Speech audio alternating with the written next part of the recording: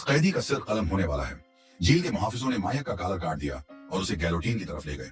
सबकी हैरत की बात है, यहाँ तक कि इस वक्त भी है मायक बेतासर रहता है। इसके गैर मामूली रवैये को देखकर जान को अचानक एहसास हुआ कि कुछ गलत है।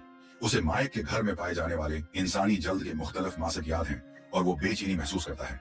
वो फौरी तौर पर फांसी को रोकने के लिए आगे बढ़ता है। कमरा अदालत में कल पर वापस जाए। मरियम, जो अपनी अंगली से अपने गाल को मुसलसल थपथपा रही है, दरअसल मोर्स कोड माइक को दे रही है।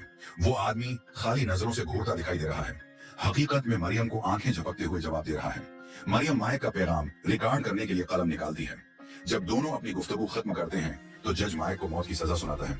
भीड़ है, परजूश है, लेकिन इस लम्हे मरियम इत्मीनान की मुस्कुराहट दिखाती है।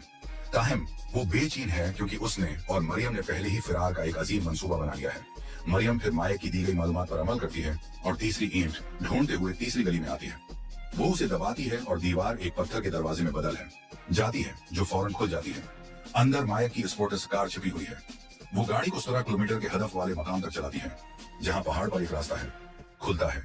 मरियम मायक के खुफिया आड़े को जाहिर करते हुए कार को अंदर ले जाती है। मायक की तरफ से दिया गया कोड दाखिल करने के बाद उसे पैसे और प्रसरार माया की कई बोतलें भरी हुई सेफ मिलती है। वो सर्ख और पहले रंग की दवाइयां लेती है और मंसूबे पर अमल करती है। मरियम उसके बाद फैंसी ड्रेस में मलबूस वजीर इंसाफ से मिलने के लिए सटी हाल जाती है, जो एक उर्से से उसकी मोहब्बत में गिरफ्तार है। वजीर एक प्यारे कुत्ते की तरह मरियम के शहर में आसानी से डूब जाता है। वो उसके कान में सरगोशी करती है और वो उसके तमाम मुतालबात मानने पर राजी हो जाता है। मरियम मेज पर अखबार उठाती है। मायक की फांसी के बारे में टाइमलाइन पढ़ रही है। वो ये देखने की ख्वाहिश का इजहार करती है कि शैतान वाकई कैसा लगता है।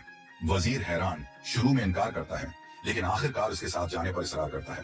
इस रात दोनों जेल जाते हैं और जान ने कामयाबी के साथ वार्डन को राजी कर लिया कि वो तफ्तीश के बहाने मायक से मुलाकात करे। वो तीनों तफ्तीशी कमरे में दाखिल होते हैं।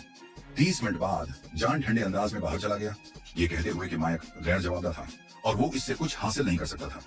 वार्डन रोते हुए कहता है कि मायक जेल में दाखिल होने के बाद से हमेशा ऐसा ही रहा है, मुसलसल सीधा चेहरा रखता है और एक लफ्ज भी नहीं बोलता। जब दरवाजा बंद होता है तो मरियम है वजीर को दवाई का इंजेक्शन लगाती है, जिससे वो बेहोश हो जाता है। इसके बाद वो मायक की हथकड़ियां खोलकर आहिस्ता से रोने के लिए हीरपन का इस्तेमाल करती है। जब वजीर बेहोश है, मरियम ने अपने तैयार करदा मासक को निकाला और वजीर के चेहरे को मायक के साथ तब्दील किया। उसके बाद वो मायक को तफ्तीशी कमरे से बाहर ले जाती है। मायक चोरी शुदा रकम की तलाश में वजीर के दफ्तर में घुसने का मौका लेता है। जैसे ही वो जाने वाला है, वजीर के सेक्रेटरी को इंस्पेक्टर का एक फौरी फोन आया, जो उसे बताता है कि वजीर को मायक से तब्दील कर दिया गया है और उसे हिरासत में लेने को कहा है। ताहम सेक्रेटरी इस काम की कॉल को गलती से समझता है और गुस्से से लड़ता है। देता है माइक, जिसने उनकी कॉल सुनी, भागता हुआ पुलिस वाले को गुजरता हुआ जो उसे गिरफ्तार करने आ रहा था। वो जल्दी से इमारत से बाहर चला जाता है। मरियम की है, गाड़ी में बैठ जाता है।